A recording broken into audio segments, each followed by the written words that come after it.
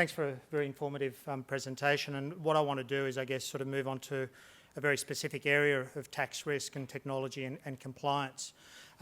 Just by way of introduction, so I'm Tony Katsigarakis. I'm the Commercial Director in the Corporate Reporting Solutions Group at Wolters Kluwer, more commonly known as CCH. We're changing our name at the moment. So, we haven't got the slides here. Perfect.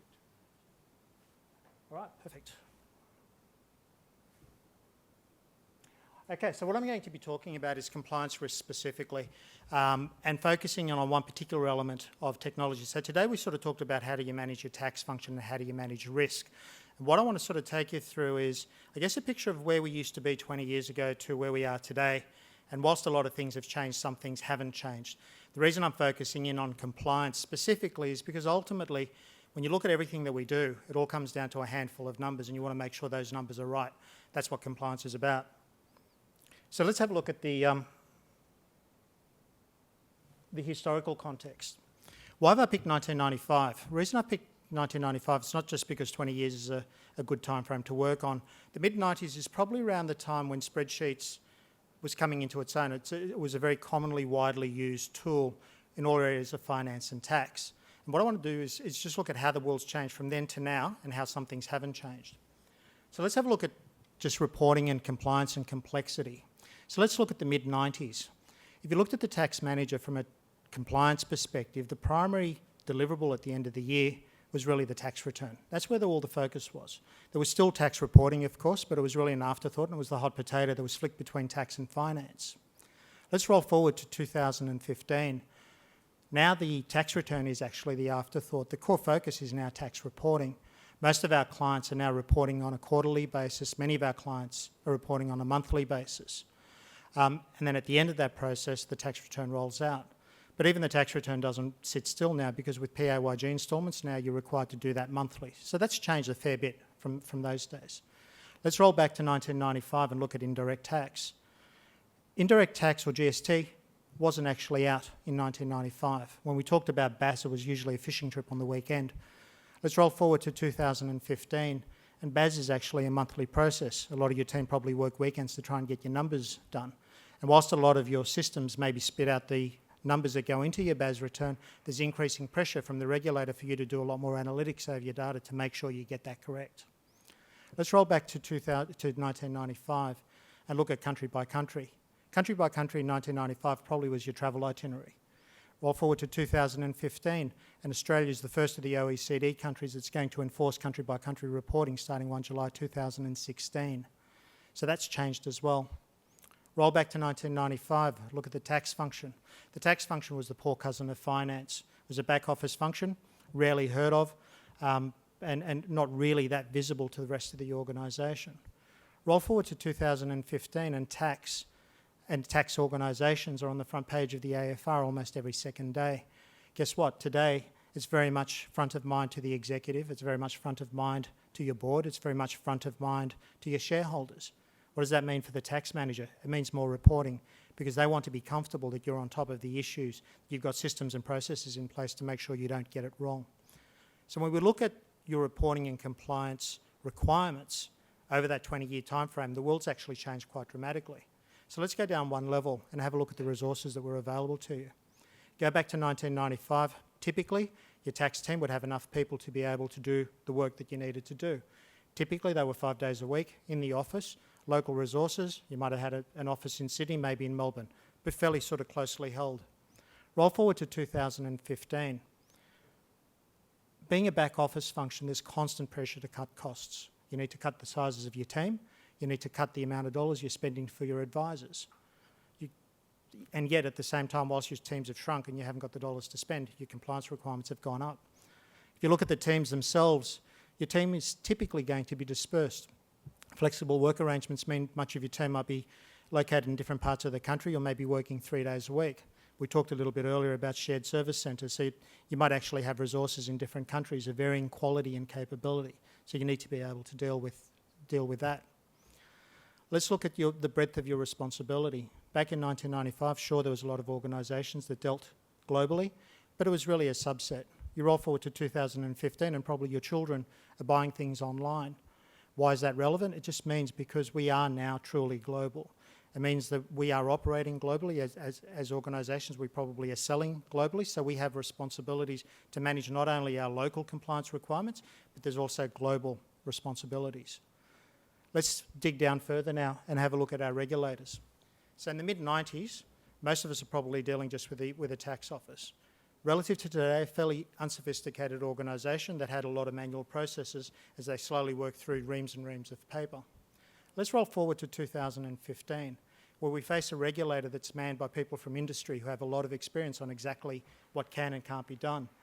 They have tools and technology where they can actually dig through things very, very quickly, and a regulator that's very risk-focused, so when they do focus on you, it's actually, the chances are they're focusing on something fairly specific. Let's roll back a little bit and place that in the global context. There is barely an economy in the world today that's not struggling with budget deficits. Regulators all over the world are increasingly pressured to take their fair share of tax, whatever that might mean. What that means is that our own revenue authorities, as well as the revenue authorities around the world, are really becoming very stringent on making sure you do pay your fair share of tax. What that means for the tax managers, you need to actually manage through that. Many of you probably have many visitations from the tax office and you need to deal through that. So if you stand back from all of that and you look at the position of a tax manager back in 1995 to today, the responsibility and the complexity has grown dramatically, but the tools that you need to use, the resources you have shrunk, and yet you're facing a far more aggressive environment. So when you look at that, you sort of think, well, how do you manage that? Surely the underpinnings have changed. But maybe things haven't quite changed. What you see in front of you is a result of a survey we ran in 2013 and ran it again in 2014. The survey was directed at CFOs, heads of tax and tax managers. We sent out to 14,000 respondents. We had over 1,400 responses back, so it's a fairly good indication. One of the questions that we asked was, please nominate the primary tool that you use for some of your key processes: tax compliance, returns, statutory accounts, indirect tax. The red bar that you see are spreadsheets. So even today, spreadsheets, the one thing that hasn't changed, spreadsheets are still the preeminent tool that's used across all organisations. So you look at that and you think, okay, well, yeah, what do you think of that? How comfortable are you with the tools that you use? So one of the intriguing results that constantly comes back is roughly 80% of respondents in these two surveys and a number of others that we've run will always tell you that we're very highly confident or confident that our systems are compliant and they work and they will produce the right answer. And there's quite a high level of confidence when you sit down and actually engage in a conversation. But when you dig in a little bit further and you say, okay, well, you're using predominantly spreadsheets and you're very confident, how does that actually stack up? Well, actually, that confidence isn't actually shared. When you look at a whole bunch of independent studies, consistently, the error rate attributed to spreadsheets is over 90%.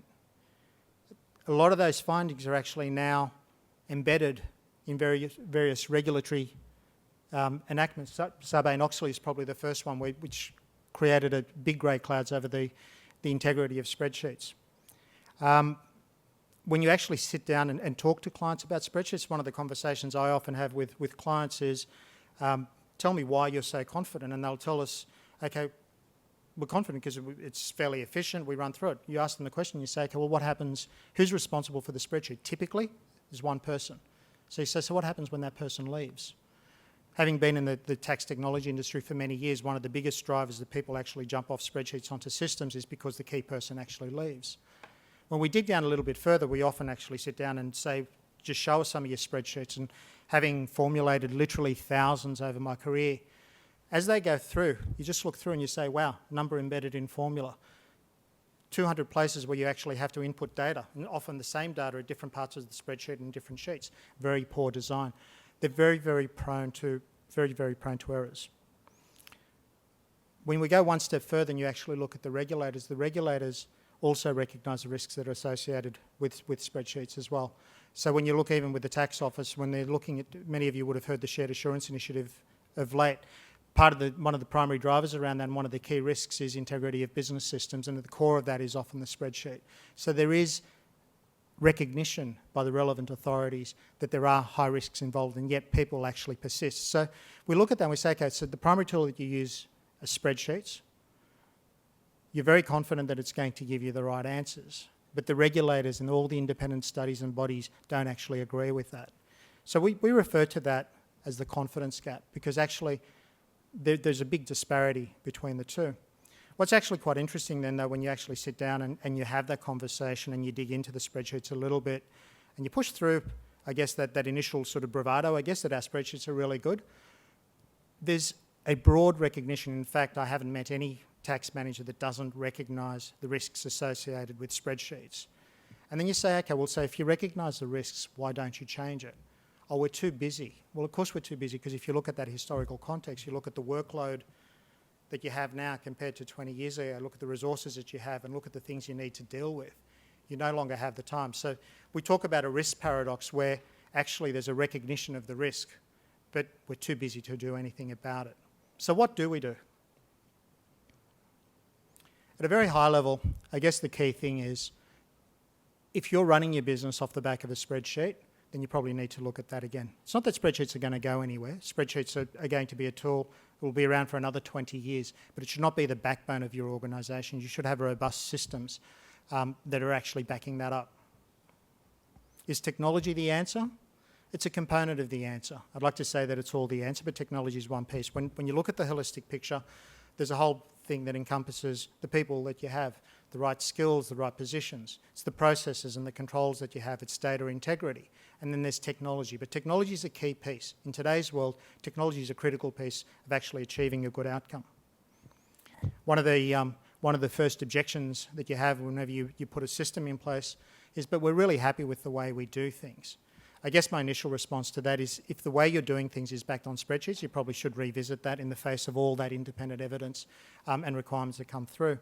But even if you do have a system in place, it's also worth revisiting every couple of years. If I stood in front of you today and talked to you about, I guess, our main platform, which is Integrator, 2 or 3 years ago would have been about compliance and provisioning, Australia, New Zealand, some limited application.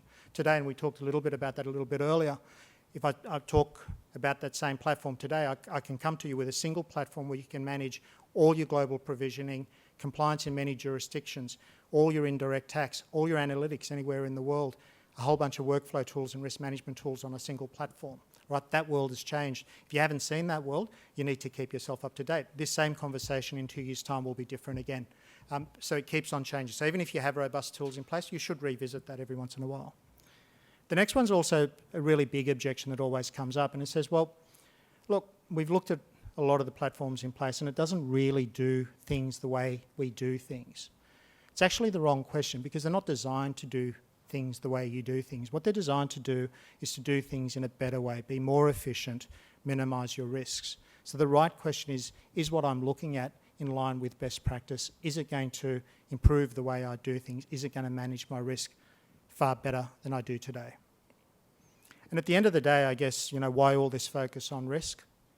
At the end of the day, risk is very important, because if you look at the board and the executive and you look at your shareholders, the last thing they want to do is to see the name of your organisation on the front page of the AFR.